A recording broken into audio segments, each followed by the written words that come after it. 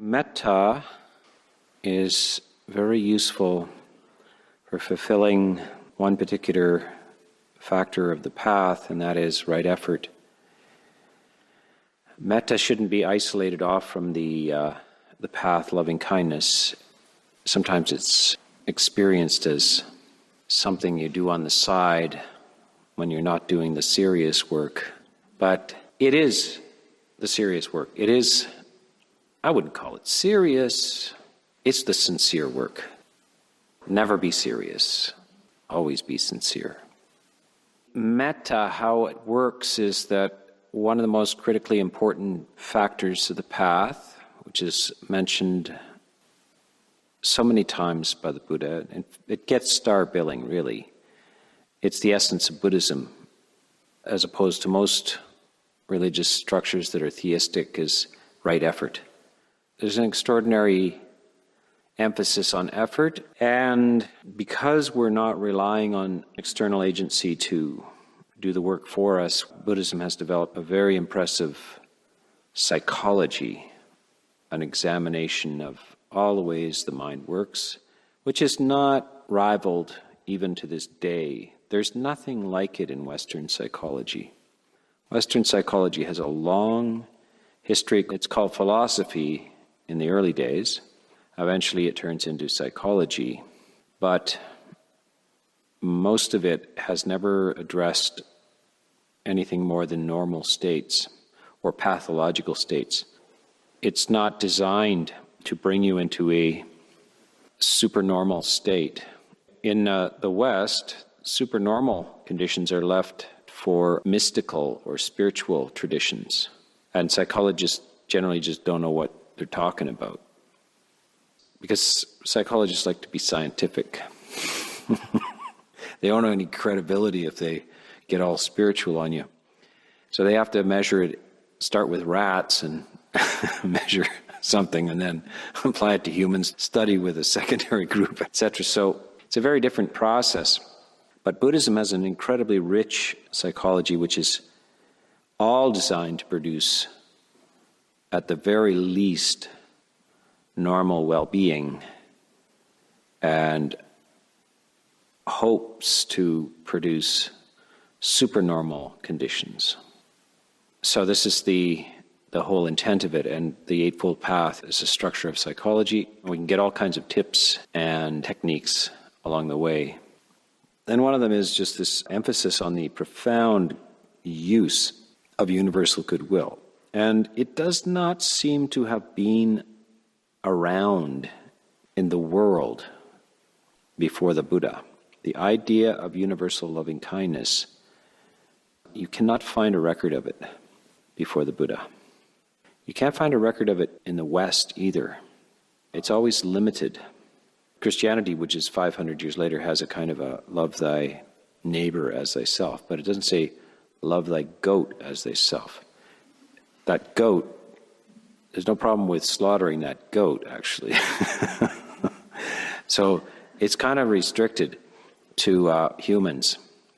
It was a big, bold move to actually radiate goodwill to anybody outside your own tribe. I mean, that was radical in the West. But nothing like the encouragement that the Buddha talks about is to radiate loving kindness without conditions for all beings. It had just been inconceivable. So that's an amazing doctrine in itself. The development of that as well, it just is a supernormal psychology. It's not our evolutionary pattern. But speaking of evolutionary patterns, something that I've been pondering lately and reading about lately is there's a kind of an emphasis going around in the last century. Darwin, I suppose. A lot of major wars and things have started because of misunderstandings about evolutionary biology. You know, it's the survival of the fittest and all of this kind of stuff. That your genetic programming is all about. It's selfish, it's programmed to be selfish, etc. So, because that's a very shallow understanding of things, and you'll still hear it talked about, but it's not true. And it's really interesting, you go back to, say, Socrates or somebody like that, and he talks about two kinds of people and two kinds of societies. And the two kinds of people are, the superior person is what's called the just person, one whose faculties, emotional structures are arranged so that they're just. They're not out just for themselves. And then there's the unjust person who does not have a strong sense of ethical restraint and does not appreciate the well-being and benefit of others, either anybody outside of their personal sense of self, like their personal family, etc., or outside of their personal social structure. And this is the earliest sort of idea of well-being and happiness, that the unjust person cannot be happy.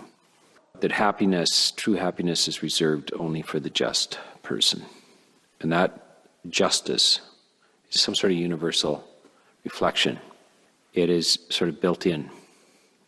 And I can see that it is, because there is something that works and resonates through the entire system.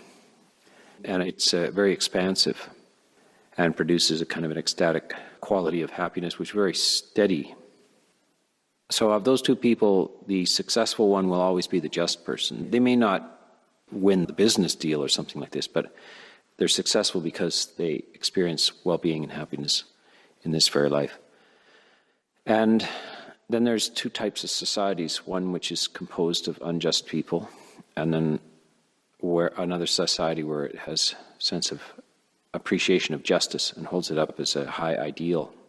And Socrates says that the just society will survive, will ultimately outlast the unjust society. And the unjust society will, although they quite aggressive, they will have wars, they will have armies, they will encroach, they will try to manipulate through power and everything. They inevitably fail. And that's because they will soon stop cooperating with each other, because the whole basis of their structure is unjust.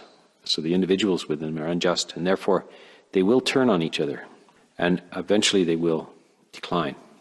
You had this kind of experiment with Athens and Sparta, when Sparta was just nothing but a bunch of jock warriors, very aggressive, but who won in the end? Athens, who had a great appreciation of art, literature, philosophy, all of the kind of the beginnings of what we would call civilization. And notice that throughout history, eventually, these societies were very aggressive and unjust when they exalt this idea of selfishness, or they celebrate people who get the most and all this. They decline. They eventually decline because they will conflict with each other, and it falls apart from within. Whereas just people cooperate. They can cooperate, and they don't have just their own self-interest in mind. They have interest of others as well. And so in terms of survival and evolution and everything, it's a good tactic. If you have the cooperative genetic structure, it's a successful one. Nothing's programmed into us to be unjust or uncooperative. There are no genetic commands, etc. It's much more likely that that's why we respond to this suggestion for loving kindness, to break down barriers, to cooperate, to share, to be generous. And when we do, we experience something throughout our entire body. And that is tapping into a very highly sophisticated survival mechanism which rewards you. That's your reward. You feel that well-being flowing through you. Darwin himself actually was a very gentle and altruistic person, and he also said that is why certain societies succeed and others do not. It's a much more successful genetic strategy to cooperate. People read that, even scientists or evolutionary biologists, they read selectively quite often, and they miss that, but the evolution is towards greater cooperation and civilization. The Buddha is more or less almost at the end of the evolutionary structure. He's intuitively investigating his own structures. He plays with his own mind. He decides he's not going to think unwholesome thoughts, and he's going to try generating exclusively wholesome emotions and wholesome thoughts. And he tries this with great endeavor. He's obviously a person who doesn't fool around, or when he decides to do something, he does it. And he said, I did this, I tried this, and it worked. It was successful. And he said, I recommend it, to just separate things into two heaps, wholesome, unwholesome, stuff you regret, stuff that doesn't lead to good things, and make a vow, a profound determination not to allow those things to rise anymore, not to bring them into your mind, not to follow them. And reflect on what are the things that you delight in that you never regret. And, make a list, even if you have to write it down. In the time of the Buddha, they didn't have pens and paper. They had to remember everything. They didn't have a writing culture. But you had to think it through in an orderly way. And you're going to have to memorize it too. And you have to make yourself some lists. And then you're going to have to say, okay, I don't go outside of that field. That is my pasture. That's where I'm safe. That's where I have no regrets. That is where the best feelings I've ever had are. So that's where I'm going to stay. And all the operations of my mind, my thinking operations, they're going to be there. And the only thing I could possibly do better than that is to enjoy consciousness without thinking. It's even better than that. But as with most people, it's very difficult for them to shut down the thinking process altogether. And that would be fairly deep jhana, superior to even wholesome thoughts. But most of us are going to spend a great deal of our life in thoughts, and they can be wholesome. Such a simple idea. Why don't you hear about this? Why didn't they tell you this in school? Because they didn't. It didn't occur to them. You've inherited a whole educational system which has a whole mixed, complex, and quite chaotic psychology, or views of the world are all mixed together, so you get a pastiche of things, and you don't know what to do with it. In the end, then you're out, and you have to figure out on your own what to do. If you didn't hear this from your parents or something, you just kind of hear it anywhere. So you can actually do this. So this is an avocation of making commitments to just stay in the zone, that you really can do this and choose this. And you're not fooling yourself in any way. There's nothing inauthentic about this. This is where you'll get more kind of, I have to say, BS psychology, just sheer wrong advice from people who should know better, that somehow not to address your difficulties, your emotions that are dark and all this kind of stuff, is somehow to be oblivious to it, or not to be a sincere inquirer, or somehow it's going to get you in the end, or it's going to bite you if you don't. And it's not good advice. It's not true. It's stuff that was maybe brought into existence by lesser thinkers who never in their lives ever became happy. You can't find a prominent psychologist in the history of psychology that was actually abnormally happy. And none of them even pretended to be that way. Most of them are psychiatrists, and they're dealing with people who are really neurotic. And they themselves are mostly functional, but you do have quite a fair percentage, higher percentage of suicides with some of these psychiatrists affiliated with Freud and so forth. They're not happy people. And so I just don't, the advice that why am I going to them? Show me your success, please, before I go and listen to you. Why would I listen to you if you can't pull it off any better than the average guy? So this is why we're listening to the Buddha. He's unbrokenly happy. He's well. He's complete. He's in a state of supernormal well-being in a continuous way. And he also has people around him who also have followed this and have attained this. Our sights are on higher things.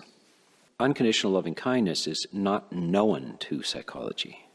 And its benefits, it's a stroke of genius. Why have any reservations?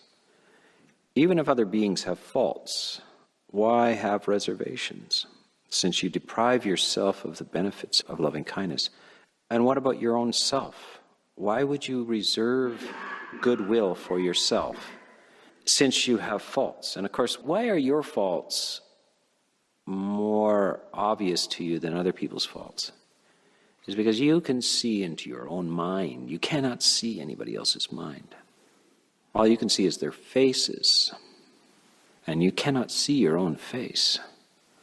But when I look at your face, I find it beautiful and full of humanity.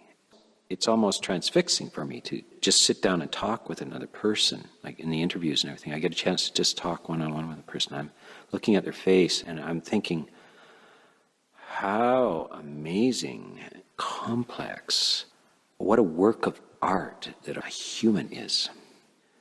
The subtleties of their faces and also the nuances of their voice, the tones and what they say and how they say it. So this incredible thing. You can see that other person, but you can't see your own face. And your own face is full of that humanity as well. It's the most complex thing in the universe. And it's written on your face. But unfortunately, all you do is in the morning, when you're not at your best, you get a glance. All you see is it in the mirror, and that's not your face. You'll go through your entire life and actually never see your own face. You see everybody else's, but you never get to see your face. You live and you die without a face. But you get to see straight into your mind. And everybody else's mind is concealed from you, is absolutely opaque. All you can do is guess. Your faults, your less than noble thoughts and impulses are on display 24/7, whereas everybody else is not. They're just their faces that are on display. So you don't get to see your humanity, but you get to see, without any filters, you get to see your own failings. So this can cause some consternation around oneself. So one has difficulty wholeheartedly appreciating and loving oneself. But it's only because you have some conditions attached. You're evaluating it. That's why it's not loving kindness. It's not self-acceptance either. It's not self-esteem or anything like that. Basically, when you think of yourself with loving kindness, don't think of anything specific about yourself. Think of yourself as a cat or something like that. Or, I don't know, even the moon. Just anything called me. But no particular aspect of yourself. Because you don't get any points one way or the other for being good or being bad. You don't lose any points for being bad. You don't get any for being good. Otherwise, it's not loving kindness. The idea of loving kindness is just it's like the rain. Buddha gives this beautiful simile. As the rain falls upon the earth without discrimination, on plants, on evil people, on good people, on animals, without discrimination. So that is the loving kindness. It's not interested in who you are, it just drops. Sometimes I wonder if Shakespeare had somehow come across the Buddha, because he has the same thing. You know, it's beautiful. The quality of mercy is not strained, but droppeth as the gentle rain from heaven upon the earth below. It's so beautiful. And you see there's no tension in it, it just drops. That's mercy. Mercy is another form of love. It's love with forgiveness. Mercy is like you're showing mercy to who? Somebody's that is your enemy. It's loving kindness without reservation, including your enemy, even if your enemy is yourself. You don't ask, how have I done today? Do I deserve a kiss on the forehead or not? You just give a big smacker without undeserve it. If you deserve it, you don't get it. Sometimes I say at the end of my retreats that everybody who came to my retreat, is above normal. This audience is above normal. They're smarter than the average bear. They're more talented than the average bear. They're better looking than the average bear. In spite of all that, I still love you. And it's in spite of all that. It's not because of all that. And if you were the opposite, if you were lesser than that, in spite of all that, I would still love you as well. So it's in spite of who you are. It has nothing to do with who you are. So this is what unconditional means. It just doesn't have anything to do with who you are. And if it does, it's not what we're talking about. So metta is a beautiful thing. You get it right now. You don't have to get it next week. You don't have to wait for Amazon to deliver it. It's just there. It's instant. It's as soon as you allow yourself to have it, and that's the thing you've never been told in your life. It's free. Have it. Don't hesitate. Don't wait. Don't work through things. Just have it. And if you can just step forward and just take it. Have you seen those experiments where people stand on the sidewalk and try to give away $10 bills? And everybody just like walks around them and they're waiting for the catch, the catch. There's no catch. We're just naturally suspicious of things like this. But this is what the Buddha is saying. I mean, it's just like the whole religion is founded around this. He's just saying, loving kindness without reservation for yourself and all beings. Help yourself. There's no block to this. There's nothing holding you back from this. You do not have to be spiritually developed or anything like that for that. You just say, really? I'm allowed to do that? Go ahead. What that does is also fulfills the factor of right effort. Because instantly it cancels this and prevents the arising of negative, unwholesome emotions. So this is why, as long as loving kindness is there, there's no room for those things. You may have had your faults, and you may in the future have your faults when your loving kindness fails you.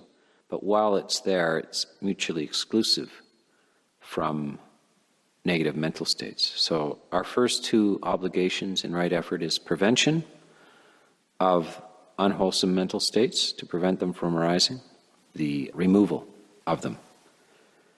And you won't have to do either one if you have loving kindness, because there's no room for anything to arise, and there's no need to remove anything because there's nothing there. So as long as you stay, it's a safe zone. You stay in there, you've already fulfilled the first half of right effort. And of course, what's the second half of right effort?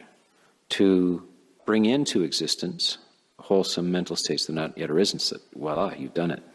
Loving kindness is a wholesome mental state, emotional state. And then the only other obligation which you have not yet done is to develop and deepen and sustain it. And when we read out the 11 benefits of loving kindness, before we even got to any of them, there was this rather excessive repetition on the part of the Buddha of how you're going to practice, develop, make much of, bring into existence, on and on. He repeats himself ad nauseum that this is something you're going to really put so much time and effort into. It's not enough to just do this or think about it occasionally. It's something that you really put a lot into, and you will get those benefits. And so that's the fourth part of right effort. That preamble to the sutta is almost exactly what is meant by fourth part of right effort, is to develop, cultivate, deepen, sustain, stir up energy for the maintenance and the deepening of these wholesome mental states. And this loving kindness is a wholesome mental state. So you're left with the beautiful task of stepping freely into a condition of loving kindness for yourself without asking what you've done lately, either bad or good, what you imagine yourself to be doing, either bad or good, or anybody else. So it's just the rain. You don't expect when you go out there that the rain is somehow not going to fall on you. It never happens that way. So this is the same. You just step into the rain. It gets soaking wet. The rain of loving kindness is just totally indifferent to your whatever your judgments about yourself are, and totally indifferent to the judgments about any other being. It just rains and soaks. You have to have these images in your mind, otherwise you won't understand it. And the images are very poetic, they're very beautiful, they're very artful. And the fact that it's rain and that it soaks you. Of course, it's a little, maybe less appealing if you're from Washington State or something like that. But in India, especially in the hot season, when the skies open and plunge upon the earth, it is a blessing. If you go to Thailand in the Songkran, the water festival, everybody's throwing water at each other. It's like a big water fight all over the entire country. And that's how you bless each other in hot countries. It is very, very refreshing to have water thrown at you in the hot season. Remember as a kid running through the sprinklers in the summer? Yes. Now the sprinkler never objected to any of you, no matter whether you were small or big or whatever, You just get to run through it. So it's just returning to that state of like, there's no charge for this, the sprinkler's free, run through it. It doesn't have to be all that sophisticated. In fact, that's the problem. Psychology has made us too sophisticated. We got all these, we think we have to do a doctorate in psychology to be happy. It's really simple. Simple people at the time of the Buddha who were not literate at all, of course, had not heard anything about Freud or anything, did this. They did this after a very short time. And they learned that they can do it as much as nobody's going to come and say, you've used up your bandwidth here, like you cannot, you're using megabytes every day of loving kindness. You cannot do that. No helicopters will descend and say, you're not allowed to just stay in loving kindness, You have to be angry and worried sometimes, It's not true. The loving kindness also is very practical. It's a great fuel. People worry about, I have to get things done. And big ideas and big projects sometimes require hostility and anger and the expression of those things, and that's how things get done, isn't it? No.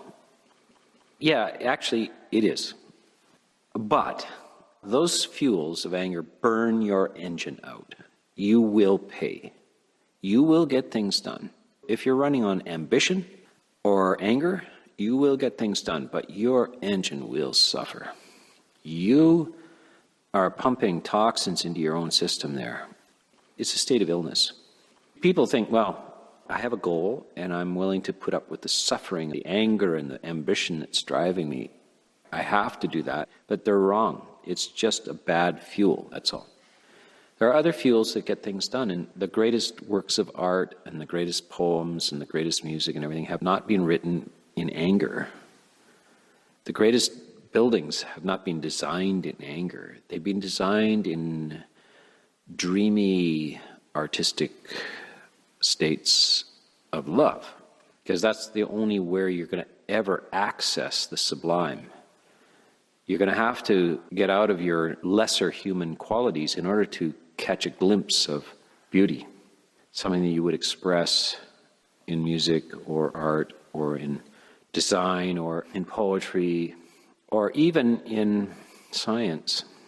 I was reading Einstein about how he came up with his relativity ideas, and he said it was not particularly through linear science or any kind of experimentation. He was purely theoretical. He lived in this small place in Bern, Switzerland, and had virtually no scientific equipment at all. But he did have a violin, which he likes to play. And he said, I did it through intuition and music. That's how I got those ideas. That's how I worked it out. Intuition, I emptied my mind. He liked to be alone. He didn't even like his wife talking to him. There was no TVs or anything like that. He's in this quiet little town. He's spending a lot of time gazing out windows. And then when he wasn't doing that, he was playing his violin. And so that's how he came up with relativity. It's an act of beauty of creation. These are enormous fuels for getting things done. They're incredibly creative. Loving kindness is very practical. creative, and it doesn't burn your engine out. It does the opposite. It coats your engine with protective chemicals. Your tension in your stomach, the headache, the ailments and so forth can melt away. There's a huge element of relaxed trust in loving kindness. And you can also access parts of your mind that you cannot access any other way. So prepare yourself for new ideas and new ways of thinking, and maybe just new ideas about your whole life. Like saying, I care about myself. Why am I doing this? Why am I putting myself in harm's way here? Why am I living this way? This is the voice of wisdom. This is the advisor that you want. Normally we have this advisor within us that is churning away at 2 o'clock in the morning with a very deficient IQ at that time as well. You are very stupid at that time and full of fear. That's your advisor.